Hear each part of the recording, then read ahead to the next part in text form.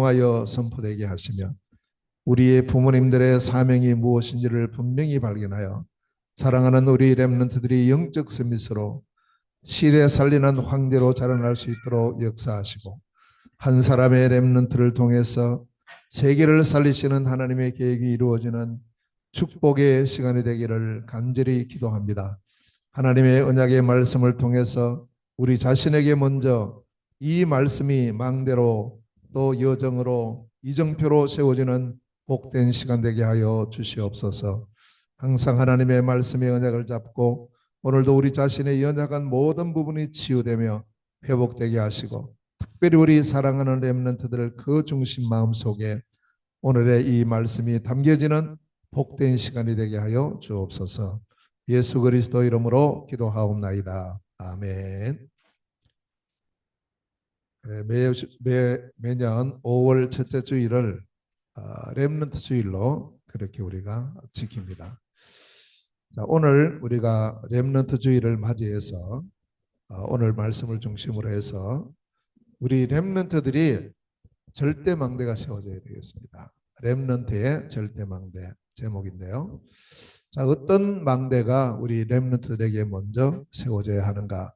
오늘 몇 가지를 말씀드리는데 이 부분은 우리 부모님들 우리에게도 망대가 되어야 되고 특히 우리 렘넌트들이 어릴수록 빠를수록 이 망대가 세워지면 됩니다. 그러면 정말 시대 8번째 렘넌트의 축복을 누릴 수 있는 그러한 렘넌트로 자라나고 영적 서밋으로 또 올 여름에 주실 언약인데 황제를 살리는 영적 황제가 되어지는 이런 축복을 누리게 될 줄로 믿습니다.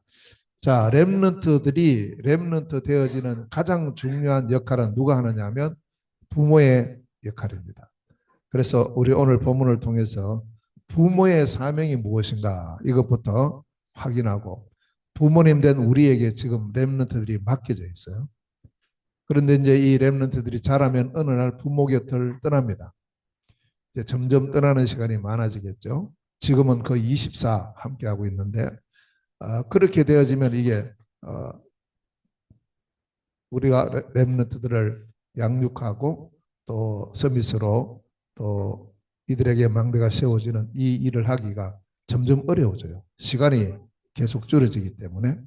그래서 가장 좋을 때가 언제냐면 우리 품에 있을 때 24 함께하고 있을 때가 가장 좋은 시간표다. 그러면 우리 부모님들의 사명이 무엇인가? 오늘 본문에서 몇 가지를 찾아야 됩니다. 첫째로는 성경을 가르치라 이렇게 말씀하셨습니다. 성경을 가르치라. 오늘 14절 말씀에 나오죠. 그래서 우리가 이 성경을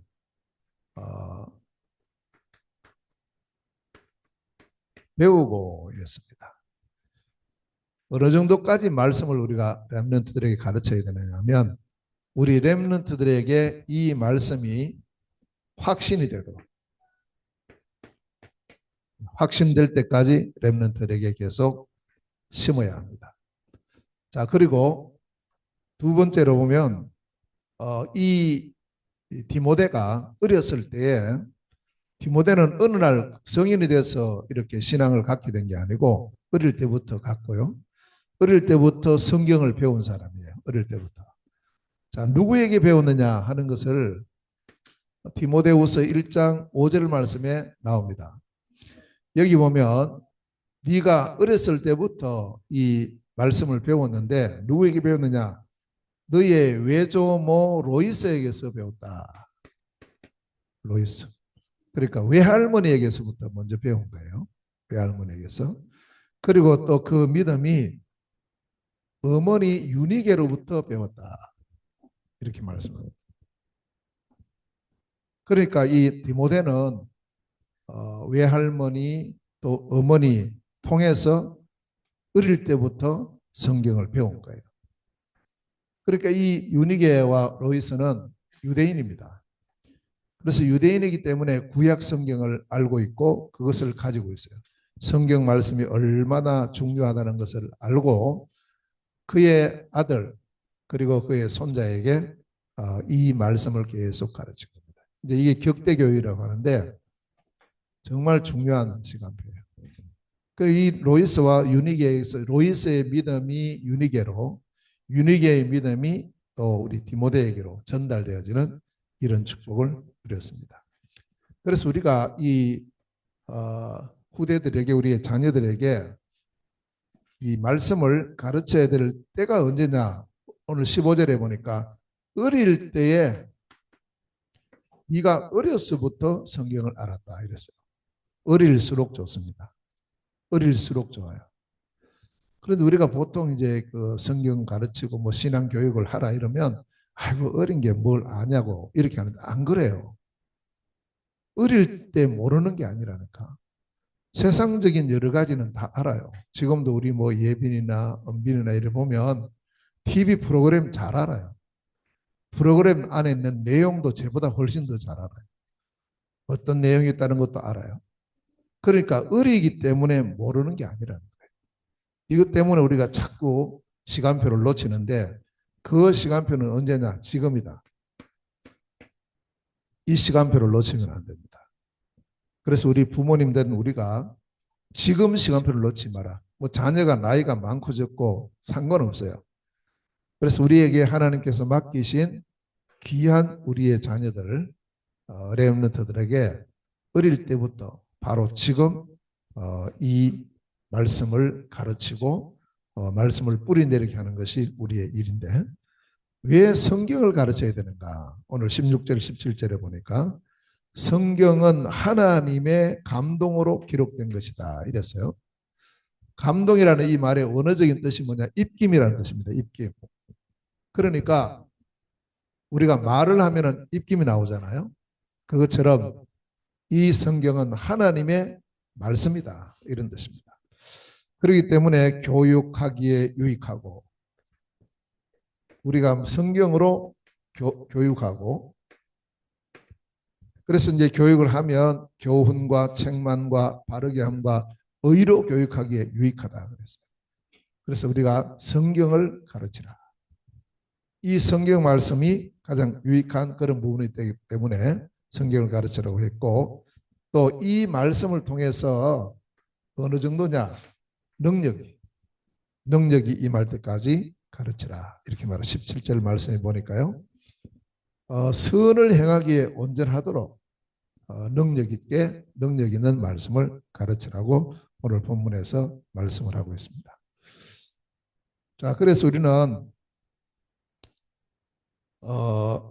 우리 자신이 이제 어떤 경우는 우리 부모님들 성경을 잘 모르다 보면 자녀들에게 못 가르치는 거예요. 그래서 우리 부모님들이 먼저 하나님의 말씀을 보고 깊은 지식을 안 가르쳐도 돼요. 또 그렇다고 너무 많은 것을 이렇게 억지로 안 해도 됩니다. 한 단어씩, 한 단락씩, 한 구절씩 자녀를 꼭 말씀으로 가르치라. 저는 이걸 신신당부하고 싶은 거예요. 어릴 때 들어간 것은요, 평생 가요. 어릴 때 담긴 것은요, 평생 가는 거예요. 우리도 어린 시절을 돌아보면 뭐 학교에서나 이럴 때 선생님에게 들은 그 한마디 말씀이 평생 가는 거예요, 평생. 어떤 것은 상처가 돼서 평생 가는 게 있고요. 어떤 것은 좀 힘들고 좀 그럴 때 있다가도 그 선생님의 격려의 그 말씀이 기억나면 그것 때문에 힘을 얻게 되는 이런 말씀이 많죠. 그래서 우리는 사랑하는 우리의 자녀들, 우리의 렘넌트들에게 정말 다른 것이 아니라 하나님의 말씀인 성경을 가르치는 이 일에 소홀히 하면 안 되고 우리가 해야 될 일들 중에 가장 중요한 이 부모 양육이 바로 이 부분이다 하는 사실을 꼭 기억하고 그 자녀들에게 성경을 가르치라. 어릴 때부터 가르치라. 지금부터 가르치라. 내일이라고 미루지 말고 가르치라. 그래서 많은 걸 안 해도 됩니다. 한 단어, 한 단어를 가르치면 돼요. 또 한 구절을 가르치면 됩니다. 이걸요 자녀들에게 심어서 딱 이게 들어가면 이게 망대가 되는 거죠. 자, 그러면 성경을 통해서 우리가 렘넌트들의 절대 망대가 되어지도록 가르쳐야 될 중요한 몇 가지가 있습니다. 이것은 꼭 가르쳐야 돼요. 꼭 가르쳐야 된단 말이에요. 자, 그러면 첫 번째 뭐냐면 성경이 가장 중요하게 말씀하시는 것이 복음입니다. 복음. 그래서 성경을 요약을 하면은 뭐가 나오느냐? 복음이 나와요. 그래서 우리의 신앙생활의 삶의 중심도 복음이 나와야 돼요. 복음이 중심이 돼야 됩니다. 그 반대로 사단은 우리로 하여금 복음을 제대로 모르게 자꾸 방해하고요. 이 복음을 거꾸로 알기를 원하고요. 이 복음을 대충 알기를 원하고요. 이 복음을 잘못 알기를 원하는 거예요. 그래서 우리가 그냥 복음이 아니고 정확한 복음을 알아야 돼요. 정확한 복음을 자녀들에게 가르쳐야 됩니다. 로마서 1장 16절 17절에 보니까 바울은 뭐라고 고백을 하느냐? 내가 복음을 부끄러워하지 않는다. 말을 바꾸면 나는 이 복음을 자랑한다. 왜냐? 이 복음은 모든 믿는 자에게 구원을 주시는 하나님의 능력이기 때문이다. 그래서 우리는 자체 둘이도 모르게 있잖아요. 나 복음 잘한다 이래 생각할 수 있어요. 안 그래요. 안 그렇다니까요. 그래 생각하지만 우리가 입에서 나오는 것이랑 행동하는 것을 보면 복음 아닌 것이 엄청 많아요. 우리 자신들이. 그래서 대충 복음을 가진 사람이 많고 틀린 복음 가진 사람이 많아요. 그래서 항상 이 복음은 성경 전체가 우리에게 말씀하고 있는 가장 중요한 것이기 때문에 자, 왜 우리에게 이 복음이 필요하냐? 이 이유를 우리가 알아야 됩니다. 하나님께서 인간을 창조하셨죠. 원래 인간입니다. 인간을 창조하실 때 보면 하나님의 형상대로 창조하셨다. 이것은 뭐냐면 하나님과 함께하는 존재로 창조했어요. 이게 우리 인간의 신분입니다. 자, 그리고 28절에 보면 하나님이 그들에게 복을 주셨어요. 그래서 처음부터 우리는 하나님의 복을 받은 사람이고 이 복을 누리는 것이 우리 인간의 권세다. 자, 이 모든 신분과 권세를 누리는 길이 뭐냐 하면 창세기 2장 17절 하나님의 언약입니다. 선악을 알게 하는 나무 열매를 먹지 말라. 언약입니다. 그 언약을 지키고 그 언약을 순종함 속에 하나님의 모든 축복이 완벽하게 보장이 되는데요. 이 언약 안에서 누린 축복이 에덴의 축복입니다. 완전한 복을 누렸죠. 완전한 복. 인간이 만든 것이 아닙니다. 하나님께서 완전히 100%다 만들고 완벽하게 누릴 수 있도록 해놓고 우리에게 하나만 말씀은 언약 안에 있어라. 언약 떠나지 말라. 이 언약을 어기지 마. 이 속에 모든 축복이 다 있어. 다 보장돼. 그래서 하나님 자녀의 신분, 하나님 자녀의 권세 이걸 누리는 것이 바로 인간의 참된 행복이고 축복이다. 자, 이 삶을 하나님의 언약 안에서 완전하게 누리고 있었는데 그런데 어느 날 문제가 오는 거예요. 그래서 우리는 어떤 것보다도 이 땅에 일어난 이 진정한 문제를 정확하게 알고 있어야 돼요. 문제를 정확하게 알면 알수록 다른 것이 필요한 게 아니고 우리에게는 오직 복음이 필요하다. 이게 나옵니다. 그러나 문제를 잘못 보면 답도 엉뚱한 답을 나오죠. 엉뚱한 오답을 가지죠. 그게 답이라고 생각하는 겁니다. 자, 어떤 문제가 생깁니까? 이러한 행복을 누리고 있던 인간에게 어느 날 마귀가 찾아와요.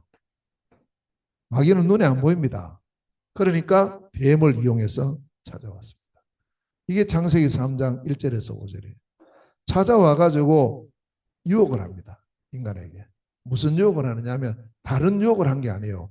하나님의 언약, 이 언약에 대해서 유혹을 하는 거예요. 야, 이거 하나님 먹지 말라 했냐? 먹지 말라 했어. 먹으면 죽을 거야 해. 안 죽어. 너 이거 먹으면 눈이 밝아져서 하나님처럼 돼. 라고 거짓말합니다. 거짓말. 이 마귀는 원래 거짓말장이에요. 거짓말의 명수입니다. 거짓의 압이라고 했죠. 그런데 그 거짓말을 이게 거짓말이다 이렇게 하는 게 아니고 진짜처럼 거짓말하고요. 진짜보다 더 진짜 같게 거짓말하는. 우리가 정확한 복음이나 정확한 언약을 모르면 속아 넘어가기 딱 좋은 거죠. 그리고 마지막 결정적으로 뭐라고 유혹을 했냐면 너 이거 먹으면 눈이 밝아져서 하나님처럼 된다. 이렇게 요합니다. 그 유혹을 받고 인간이 하나님 앞에 범죄를 합니다. 큰 무슨 뭐 사람을 죽인다든지 그런 죄가 아닙니다. 과일 하나 따먹은 죄예요. 과일 하나 따먹은. 그래서 볼 때는 뭐 저거 뭐 저게 무슨 큰 죄가 되냐 그렇게 생각할 수 있어요. 그러나 그 과일 하나의 문제가 아니고 하나님의 언약을 불순종하는 죄를 져요. 언약을 불순종했단 말이에요. 언약을. 그래서 그 결과로 하나님을 떠납니다. 결국 마귀의 목적은 어디 있느냐 하면 인간으로 하여금 하나님을 떠나게 하고 하나님과의 관계가 완전히 단절되도록 하는 것이 목적입니다. 그 하나님과의 관계가 끊어져 버리면 자연스럽게 자기 쫄병이 되니까 자기 쫄병. 이 세 가지 문제, 마귀 문제, 죄 문제, 하나님 떠난 이 문제. 이 문제 때문에 눈에 보이는 여러 가지 문제가 생겨요. 그래서 오는 문제가 12가지 문제가 생겼어요. 물론 뭐 문제가 12가지만 되겠습니까? 뭐 120가지도 되고 1200가지도 되겠죠. 자, 그런데 여기 뭐 12문제라고 할 때는 제일 먼저 온 문제가 뭐냐면 인간의 중심이 바뀌어버린 거예요. 원래 하나님 중심으로 말씀 중심으로 복음 중심으로 이렇게 살아야 될 인간이 하나님을 떠나게 되니까 이때부터 중심이 나 중심이 되는 거예요. 그리고는 영적인 사실을 모르니까 돈만 많이 벌면 된다. 물질 중심이 돼요. 하나님을 모르니까요. 어떻게 하든 내가 하나님처럼 돼야 되겠구나. 성공 중심으로 나가버린 거예요. 이게 창세기 3장, 6장, 11장의 문제. 자, 그렇게 되다 보니까 문화도 바뀌어요. 이제 완전히 하나님의 문화, 하나님과 함께하는 그런 문화 속에 있던 인간이 이때부터 완전히 무속 문화 속에, 점술 문화 속에, 우상 문화 속에 빠져버린 거예요. 그 지금 세상 온통 문화가 다 이 문화인 거예요. 그 전부 지금 보세요. 무속 문화, 점술 문화, 우상 문화래. 그 우상이 전부 다 뭐가 되냐? 문화재가 돼 있어요. 전 세계적으로. 어디 사람들을 어디 구경 가고 어디 관광 가면 다 어디로 갑니까? 그 우상 신전 이런 쪽으로 가요. 어제도 제가 그 이제 TV 잠깐 이렇게 보니까 그 이집트 이렇게 가서 뭐 촬영한 거 이렇게 나오는데 다 거기는 뭐 우상이에요. 피라미드를 비롯해서 무슨 신전 뭐 다 이런 건 거예요. 그래서 하나님을 떠나버리니까 결국 이런 문제 속에 빠지니 어쩔 수 없이 이때부터 인간의 삶이 마귀의 자식으로서 우상을 섬기고 귀신을 섬기면서 여러 가지 정신 문제에 시달리면서 육신의 질병에 시달리면서 이 땅을 떠나면 영원한 지옥이 기다리고 있고 자손 대대로 문제가 계속 이어져 내려가는 겁니다. 이게 불신자 6가지 상태 속에 빠져 있는 거죠. 지금 상태가 이런 상태란 말이에요. 그래서 이 문제를 해결하려고 인간은 여러 가지로 노력을 해요. 정신 문제, 육신의 질병 문제, 이런 가정 문제, 여러 문제 해결하기 위해서 나름대로 노력하고 TV에도 보면은 이런 문제 이렇게 해결이 됩니다. 그러니까 요즘 보니까 무슨 해결하는 길이요. 무속을 갖고 다 들어와 가지고 그 지금 요즘 TV에서 전에는 부끄러워가 잘 안 했는데 지금 드러내놓고 하는 거죠. 그게 해결책이라고. 사람들도 그거 좋다고. 이런 식으로 지금 이 문제 속에 빠져 있어요. 그 해결되면 좋은데 안 된단 말이에요. 더 문제 속으로 빠져들어가죠. 이 문제를 해결할 수 있는 분은 하나님밖에 없어요. 어떤 분도 해결할 수가 없어요. 그래서 하나님께서 우리에게 이 문제에 대한 유일한 해답을 주셨어요. 그것이 복음입니다. 이 복음이 어디 있습니까? 성경 속에만 있어요. 다른 세상의 어떤 책에도 이 해답이 없어요. 그래서 하나님께서 우리에게 이 문제를 해결할 수 있는 유일하고 완전하고 영원한 해결책을 주셨는데 그 해결책이 그리스도란 말이에요. 그래서 사단은 이 그리스도만 못 알게 하는 거예요. 이 그리스도만 나타나지 못하게 해요. 근데 이렇게 가만히 지금 보면 뭐 여러 많은 목사님들 훌륭한 분들 많이 계시는데 메시지를 이렇게 한 번씩 들어보면 그리스도가 꼭 선포돼야 될 그 시간표 딱 되는데 안 해요. 그것만 빠져요. 다른 걸 계속 말합니다. 그리스도만 빠지는 거예요. 그런데 이게 사단의 가장 중요한 전략이라는 것을 알아야 됩니다. 그러면 사단은 그럼 뭐 우리 다락방 안에 있는 우리에게는 이 전략 안 쓸 것 같아요? 똑같이 선다니까요. 똑같이. 이 안에 있으면서도 속을 수 있어요. 조심해야 돼요. 그래서 우리는 그리스도를 중심으로 하는 모든 신앙생활로 내 자신이 편집 설계 디자인돼야 돼요. 우리가. 기도할 때도 마찬가지고요. 복음 전할 때도 마찬가지. 그래서 어떤 이제 이 영접 이렇게 해놓은 영접 내용이 있잖아요. 구원의 길 이래 보면 제가 뭐 잘 해놨어요. 이렇게 보면 다 잘 해놨는데 저는 마지막 걸 봐요. 항상 영접 기도문을 봐요. 그 보면 다 잘 해놓고 그리스도만 속 빠져 있어요. 희한하죠. 그렇게 하신 분들이 내가 그리스도 빼야 되겠다 이렇게 해서 뺀 게 아니고 잘한다고 했는데 이게 빠져버려요. 잘한다고 했는데 기도 다 해놓고 예수님 이름으로 기도합니다. 이렇게 끝내요. 그러니까 왜 거기에 예수님 이름으로 기도하는가? 예수 그리스도 이름으로 기도하면 더 확실할 텐데 안 해요. 그래서 그분들의 기도하는 그런 특징은 뭐냐 하면 그리스도를 모르는 게 아니에요. 이 자리에 그리스도가 들어가야 된다는 의식이 없어요. 그래서 빠져버려요. 그냥 전에 해오던 대로 예수님 이름으로 기도합니다. 이렇게 하는 거예요. 저는 그게 잘못됐다고 말하는 게 아닙니다. 그래서 우리가 가장 결정적인 순간에 자꾸 빠지는 거예요. 그리스도가 빠진다니까요. 이 그리스도가 항상 중심이 되는 복음을 가지고 있어요. 하나님 주신 복음은 그리스도라니까. 그리스도라니까요. 그럼 우리가 왜 예수님을 믿냐고. 왜 예수님을. 자, 이 예수님이 누굽니까? 만약에 예수님이 아무리 훌륭한 일을 많이 하셨다 할지라도 그리스도가 아니면 믿어도 아무 소용없어요. 구원 못 받아요.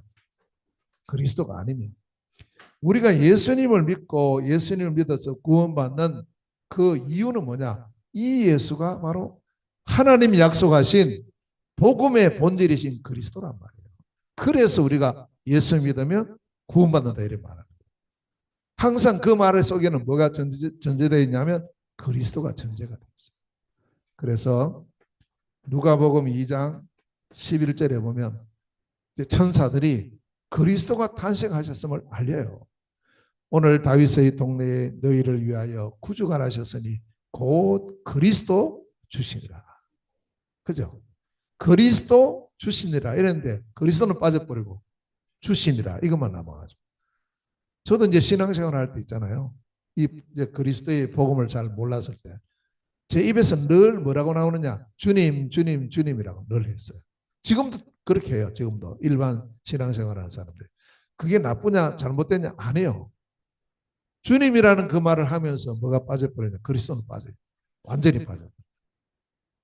근데 물어봐요. 주님 누군지?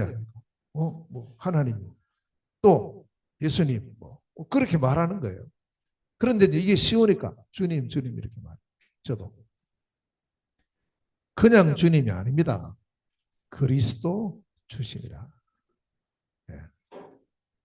그래서 오늘 우리 성도님들이 이것을 우리가 누릴 뿐만 아니고 우리의 자녀들에게 그래 처음부터 우리 예빈이나 우리 은빈이나 세빈이에게 제일 먼저 가르쳐야 될 첫 단어가 그리스도를 가르쳐요. 지금 고백이 되는가 모르겠어요. 자녀들. 그부터 가르쳐요. 그래서 이 아이들이 자녀들이 다른 거 다 잊어도 그리스도는 잊어버리면 이게 제일 먼저 고백되도록. 왜냐 하나님 주신 유일한 해답, 이 문제를 해결할 유일한 답이 그리스도는 그 그리스도로 오신 분의 이름이 예수예요. 그래서 21절에 보니까 그리스도가 탄생하시고 8일 후에 그 이름을 예수라 하니라. 이름을 예수라고 지은 거예요. 하나님께서 물론 이름 주셨죠. 그리스도의 가장 합당한 이름이에요. 왜냐? 예수란 이름의 뜻이 자기 백성을 저희 죄에서 구원할 자거든. 그럼 자기 백성을 저희 죄에서 구원할 자가 누구예요? 그리스도잖아요. 그래서 그리스도의 가장 합당한 이름인 예수 이걸 주신 거예요. 그런데 어떤 사람들은요, 이 이름의 뜻이 자기 백성을 저희 죄에서 구원할 자이기 때문에 이분은 이제 이 이름이 중요하다 이렇게 말하는 거예요.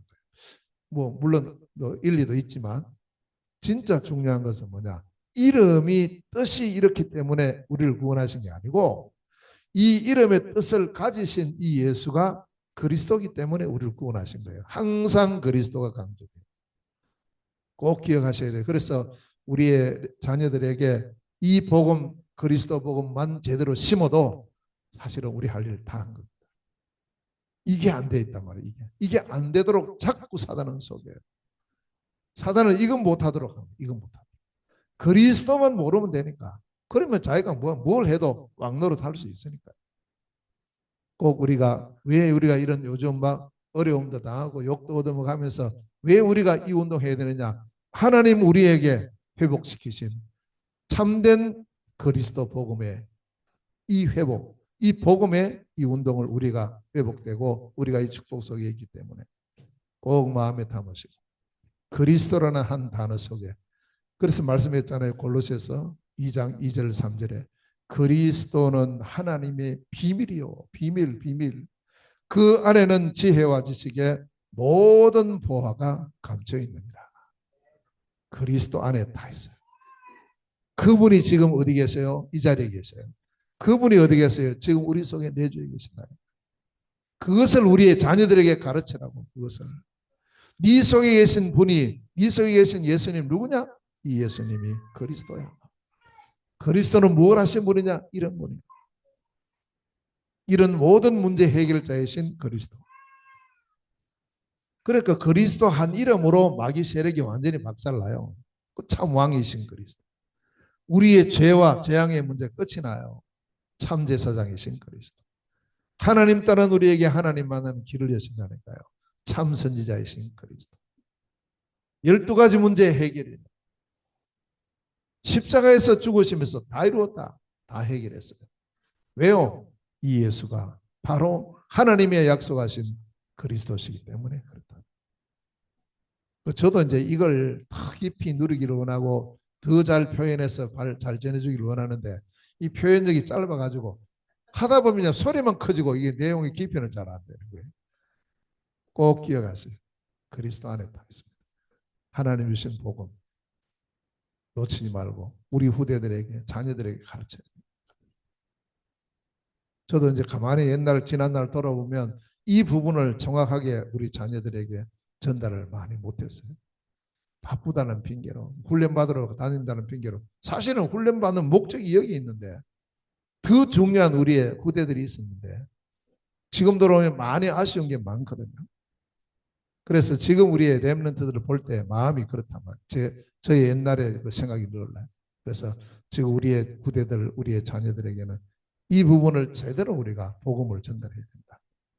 그래서 오늘 15절 말씀해 보니까 그리스도이신 예수를 믿음으로 말미암아 구원의 축복을 누리게 된다. 이렇게 말씀하는 거예요.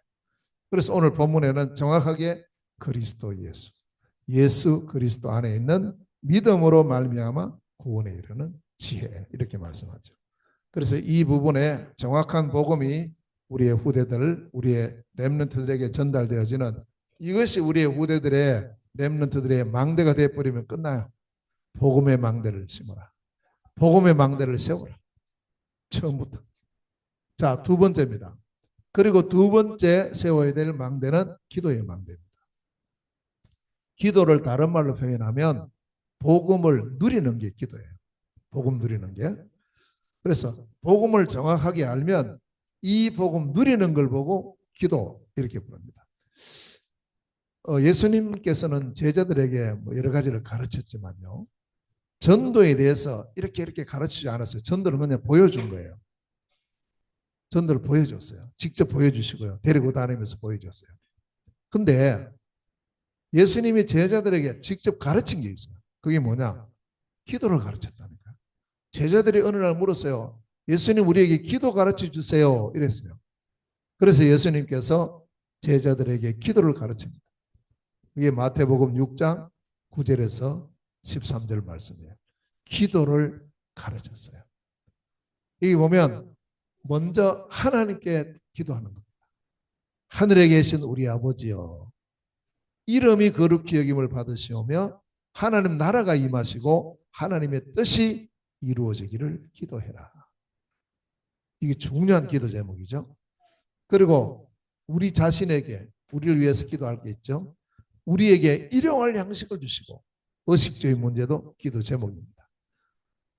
또 다른 사람을 사해 준 내 죄를 사해 주시고, 시험에 들지 않게 하시고, 악에서 구해 주세요 라는 우리가 일상 삶 속에서 일어나는 여러 가지 문제, 이것이 전부 기도 제목인 것을 말씀하고, 그리고 마지막으로 나라와 권세와 영광이 아버지께 있습니다. 모든 영광은 하나님께 돌리는 겁니다. 이게 예수님께서 직접 가르쳐 주신 기도예요. 그래서 우리는 이 기도를 주기도 이렇게 부르죠. 그래서 이 기도를 예배 끝날 때, 시작할 때도 하고 계속 하는 겁니다. 집에서도 얼마든지 이 기도할 수 있고, 이 기도를 자녀들에게 가르쳐요. 가장 기본되는 기도니까요. 자, 그리고 두 번째로 성경은 우리에게 응답받는 기도 원리를 말씀하고 있어요. 쭉 이렇게 전체를 보면서 말씀하고 있는데 8가지 원리를 항상 기억해야 돼요. 첫째로, 그냥 기도한다고 막 응답받는 게 아니죠. 정말 내가 기도 응답 받을 수 있는 자격자인가? 누가 하나님께로부터 응답받을 수 있어요? 요한복음 1장 12절. 하나님 자녀. 예수 그리스도를 믿고 영접하는 순간에 하나님 자녀가 돼요. 하나님 자녀는 응답받을 수 있는 거예요. 100% 응답받을 수 있는 겁니다. 그럼 하나님의 자녀가 두 번째로 뭘 해보게 되느냐 하면 히브리서 11장 6절에 믿음이 없이는 기쁘시게 못한다. 하나님께 나아가는 자는 반드시 하나님을 찾는 자에게 상 주시는 이심을 믿어야 할지니라. 하나님의 능력을 믿고 기도해라. 내가 이 문제 해결할 수 없으나 하나님은 능히 이 문제를 해결할 수 있다는 사실을 믿으라는 거예요. 그래서 믿는 데는 돈이 안 드니까요. 확실하게 믿으시기 바랍니다. 하나님 능력을 믿으시고, 하나님의 자녀가 하나님의 능력을 믿고, 그 다음에 세 번째는 뭐냐? 올바른 기도 제목을 잘 붙잡아야 돼요. 요 세 번째입니다. 그래서 우리가 기도 제목의 가장 좋은 기도 제목은 언제? 우리 말씀을 통해서 기도 제목 붙잡는 건데, 이게 바로 오늘 예배를 통해서 하나님께서 내게 주시는 기도 제목 붙잡으세요. 제일 확실한 기도 제목입니다. 그래서 우리가 지금 7 망대 여정 이정표, 그 예수 그리스도께서 제자들에게 주신 40일 동안 하신 말씀이죠. 그 말씀이 기도 제목이 되면 돼요. 가장 좋은 기도 제목. 물론 우리의 여러 가지 일들, 사건들, 문제들 이런 부분도 다 기도 제목이 됩니다. 자, 그리고 네 번째로는 뭐냐 하면 그냥 기도하지 말고 반드시 내 이름으로 기도해라. 요한복음 14장 14절, 15장 16절, 16장 24절에 보면 내 이름으로 무엇을 구하면 반드시 받게 된다. 지금까지 너희가 내 이름으로 기도하지 않았다. 내 이름으로 기도하면 반드시 응답을 받는다. 너희 기쁨이 충만하게 된다. 그래서 우리가 이런 여러 기도 제목을 가지고 예수 그리스도 이름으로 기도해라. 이렇게 하면 다섯 번째로 바로 누가 역사하느냐? 성령이 역사하죠.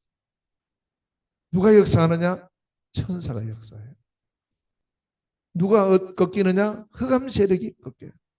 이런 일이 영적으로 일어난단 말이에요. 요 일 하나 둘 셋 넷은 우리가 하는 것이고요. 이렇게 기도할 때, 올바른 기도할 때 성령이 역사하시고 천사가 동원되고 흑암 세력이 무너지고 드디어 시간표를 따라서 응답의 문이 열리는 겁니다. 반드시 응답의 문이 열리죠.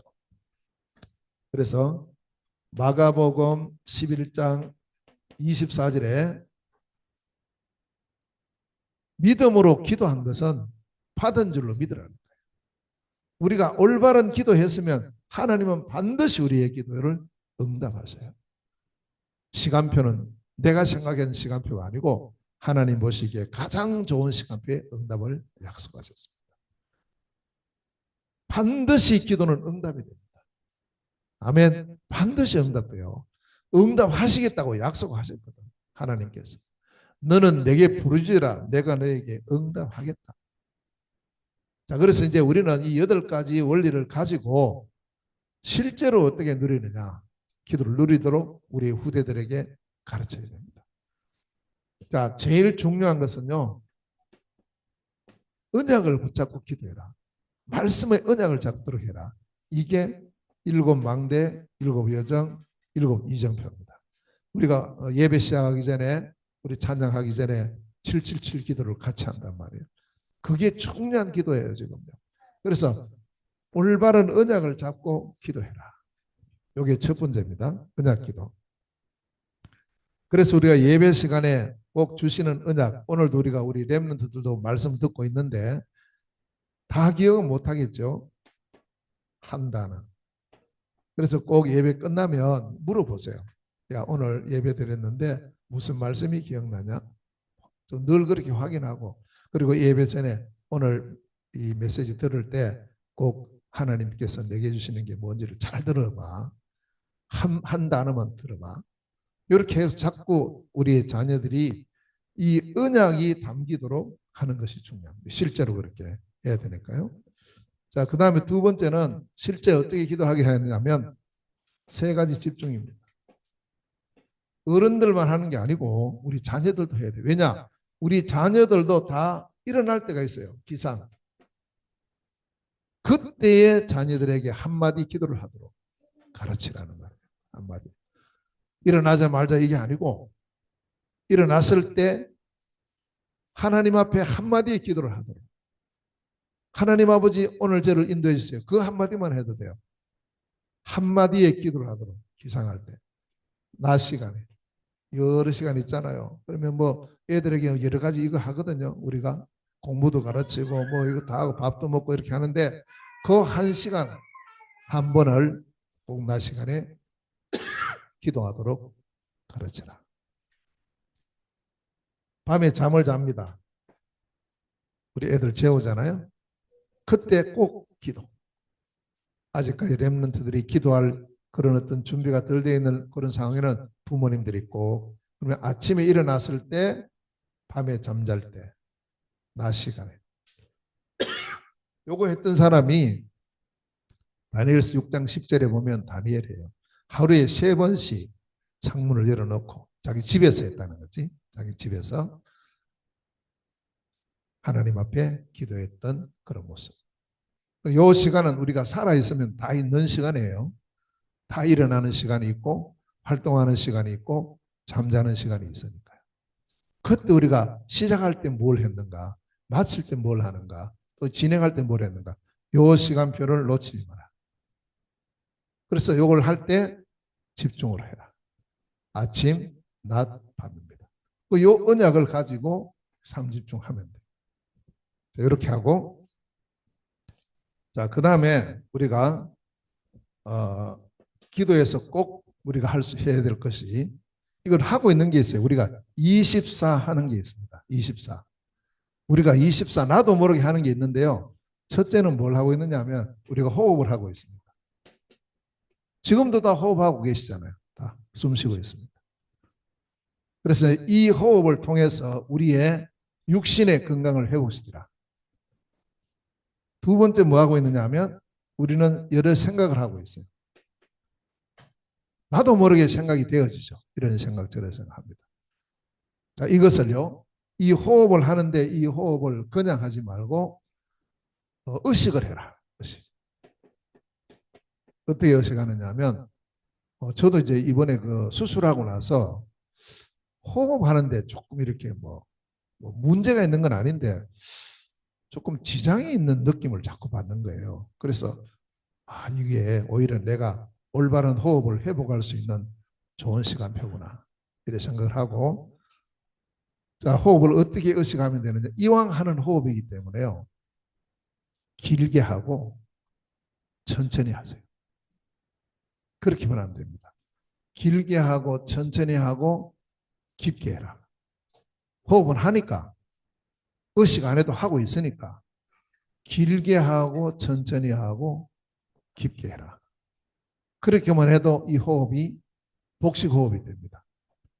지금 우리 자녀들을 우리 렘넌트는 다 복식 호흡을 하고 있어요. 지금 보면은 여기 밤에 잠잘 때 보면은 배가 올라갔다 내려갔다 이렇게 하거든요. 복식 호흡이에요. 이게 점점 올라가요. 그래서 나중에 이제 우리가 그 천국 가는 시간표는 목숨이 끊어졌다 이래요. 목에 있던 숨이 끊어진 거예요. 여기까지 올라가서 이 호흡을 내려야 됩니다. 요거는 꼭 해서 호흡을 통해서 육신의 건강을 회복하고요. 그리고 요것 할 때 생각을 기도로 바꾸라. 생각 전부. 그래서 우리가 호흡과 기도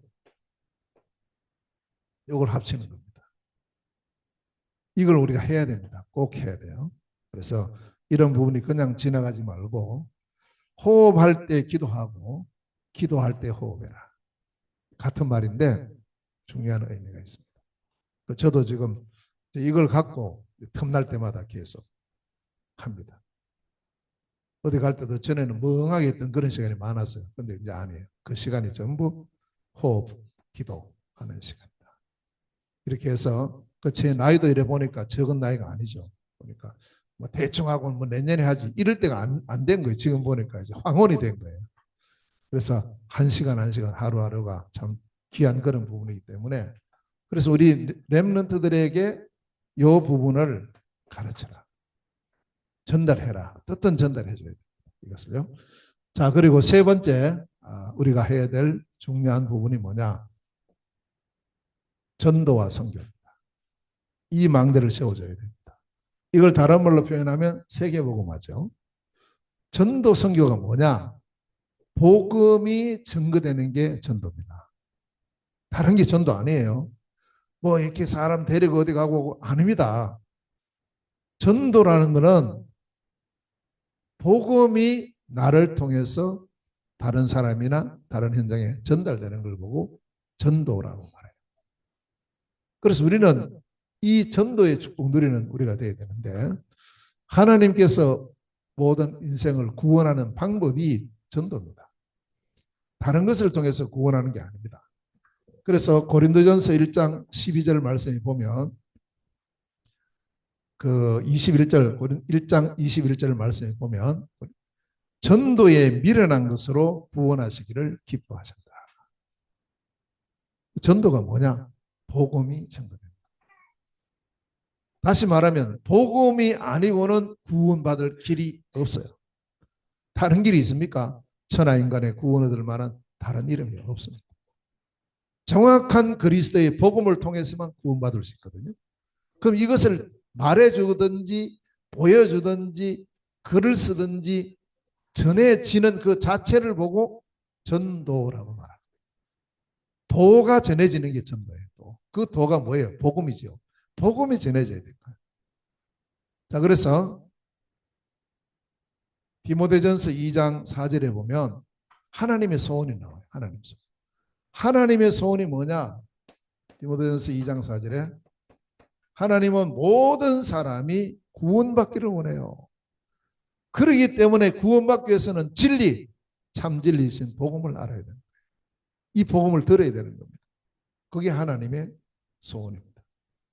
자, 다시 말합니다. 전도의 내용은 다른 게 아닙니다. 복음입니다. 그리스도가 전도의 내용이에요. 정확한 복음이 전거되어야 됩니다. 자, 그리고 전도에 왜 전도를 해야 됩니까? 이유. 다른 길이 없어요. 천하 없이 다른 것으로는 절대 인간의 근본 문제 해결이 불가능하고요. 불신자 상태에서 못 빠져나와요. 다른 길이 없습니다. 그래서 이 속에 있기 때문에 복음을 전해줘야 되는 거예요. 복음. 뭐 사람들 뭐 이런저런 말해도 아닙니다. 복음입니다. 그래서 전도의 방법은 다른 것이 아니고 전도의 방법은 정인입니다. 그래서 사도행전 1장 8절에 땅끝까지 이르러 내 정인이 되리라 이랬다니까요. 예수가 그리스도이심에 대한 정인인 거예요. 이 정인들이 하는 증거를 통해서 복음이 증거되고 그게 성경적인 전체 전도의 모습입니다. 자, 그런데 이 정인들이 어디서 이 복음을 전하느냐에 따라서 이제 방법이 나오는 거예요. 자, 첫째로 내가 있는 현장에서 이 그리스도의 복음을 계속해서 전하는 걸 보고 다락방이라고 말해요. 내가 있는 현장에서. 어떤 만남을 통해서 비어있는 저곳에 우리가 함께 이 복음을 전하자. 비어있는 곳이 얼마나 많습니까? 그걸 보고 팀사역이라고 말합니다. 진짜 필요한 게 뭐냐? 나와 같은 제자가 많이 필요하구나. 제자를 키우는 그 장소를 보고 미션홈이라고 해요. 하나님께서 내게 주신 업, 직업, 산업, 학업 있잖아요. 이 업을 통해서 하나님은 복음 전거되기를 원하고 세계 복음 하시기를 원하시죠. 이걸 보고 전문사역, 전문교회라고 말합니다. 하나님은 한 지역에 다 복음이 전거되기를 원해요. 그래서 사도행전 19장 10절에 보면 이 에베소 전체에 복음이 전거돼요. 에베소에 사는 사람은 유대인이나 헬라인이나 다 주의 말씀을 듣더라. 이걸 보고 지교회라고 말합니다. 그래서 5 기초가 여기서 나와요. 그럼 5 기초의 이 축복을 누리는 사람이 누구냐? 정인이 누릴 수가 있다. 어떤 정인요? 내 정인. 예수가 그리스도이심을 깊이 알고 누리고 있는 이 사람이 현장에 있으면 다락방의 축복을, 또 우리가 어떤 만남에 있으면 만남을 통해서는 팀사역의 축복을, 또 사람을 만났을 때 진짜 하나님 준비한 7포인트의 제자를 만났다. 제자 키우는 미션업. 내 업이 세계복음화에 쓰임받는 전문사역의 축복. 한 지역을 완전히 살리는 지교회. 그래서 이제 다락방부터 지교회까지의 이 5 기초가 사도행전 전체에 쫙 깔려 있거든요. 그것을 누렸던 사람의 공통적인 사람이 누구냐? 정인이라는 거죠. 진짜 그리스도의 정인. 그래서 우리는 올바른 구별을 해야 되는데 전도는 뭐냐 했을 때요. 전도와 선교의 내용은 똑같습니다. 안에 있는 복음 전하는 건 똑같은데 전도는 나와 같은 문화권 속에 있는 사람. 예를 들면 우리나라 같은 민족, 또 같은 지역, 같은 나라에 복음이 전거되는 걸 보고 전도로 간다면 선교는 뭐냐? 다른 문화권, 타 문화권에 복음이 전거되는 것을 보고 선교라고 말합니다. 다른 나라 사람에게, 또 다른 민족에게, 다른 전 먼 곳에 가서 이렇게 복음이 전해지는 걸 보고 선교라고 합니다. 그 전도와 선교는 같은 겁니다. 다양하지만 이게 다르지만 같은 거라니까요. 그 저는 이제 이게 얼마나 몰라가지고 옛날에 복음을 제대로 모르니까 전도도 오해되고 선교도 다 오해가 되는 거예요. 복음 잘 모르니까요. 저는 앞으로 내 신학교 졸업하고 뭐 이제 교회 이제 개척해가지고 열심히 전도해야지. 열심히. 왜요? 교회 부흥해야 되니까. 열심히 전도해야지. 그것만 생각했죠. 선교에 대해서는 한 번도 생각을 못했어요. 성경 전체가 선교를 말하고 있는데 모든 민족으로 제자 삼고 땅끝까지 가라 하고 또 뭐 전체가 성경이 다 선교에 대해서 말씀하고 있는데 그건 관심 없었어요. 왜? 그건 눈에 안 보이는 거예요. 그건 이제 딴 나라 사람이에요. 이건 내가 할 거 아니야. 이렇게 생각했거든요. 그러니까 이게 올바르게 구별이 안 됐습니다. 전도, 나와 같은 동일 문화권 속에 있는 사람들에게 복음 전하는 게 전도. 다른 문화권 속에 있는 사람에게 복음 전하는 걸 보고 선교라고 합니다. 그럼 이 전도와 선교의 눈으로 제대로 보면 우리나라 이 인천에서도 얼마든지 전도하고 얼마든지 선교할 수가 있는 겁니다. 다 할 수가 있습니다. 이렇게 하나님께서 우리에게 올바른 전도 선교를 구별시켰고, 그래서 하나님의 참 소원이신 생명 살리는 전도와 선교 속에 하나님의 참된 축복이 다 들어있어요. 그 성경에는 계속 그것을 말씀하고 있습니다. 다니엘서 12장 3절에 많은 사람을 옳은 대로 돌아오게 한 사람은 하늘의 별과 같이 빛나게 될 것이다. 스타가 되는 거예요. 스타가 완전히. 이사야서 60장 1절에서 22절에 일어나서 빛을 발하는 이 한 사람이 1000명을 살리고 나라를 살린다. 천배의 축복을 약속하고 있습니다. 마가복음 10장 29절에서 30절에 복음 때문에 손해보느냐, 전도하다가 어려움 당하느냐, 100배의 축복을 하나님께서 약속하셨습니다. 로마서 16장 25절에서 27절에 나의 복음과 예수 그리스도를 전파하는 이것은 복음과 전도가 나왔죠. 이 사람은 세세무궁토록 하나님의 영광을 받게 될 것이다. 그러니까 영원한 축복을 약속을 하셨습니다.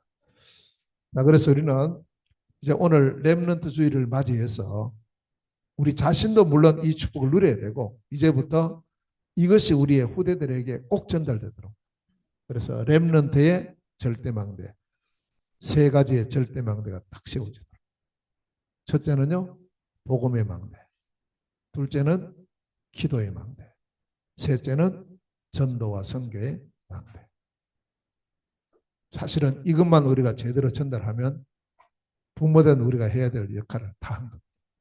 이 속에 하나님의 모든 축복이 다 들어있습니다.